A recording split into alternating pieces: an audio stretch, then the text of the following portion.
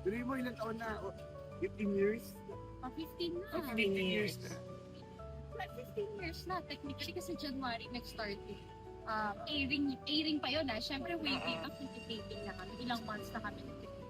Siguro sa mga sekreto namin, kung ba't kami tumagal, sabi ko nga, privado kasi kami talaga napaka-private namin as a partner, then bilang tao din. Sabi ko nga, kung ano man yung mga kinukwento namin, kinukwento na lang namin kasi pasta. Alam mo yung masarap na lang balikan. And then ngayon talaga kasi kami as a partner, talagang kami, team. Talagang nagsusuportahan kami, nagtutulungan kami. Ngayon din sa amin naman yun, ganoon din. In all aspect, talaga si George lahat na nag-aasikaso sa akin, siya nag-aalaga sa akin.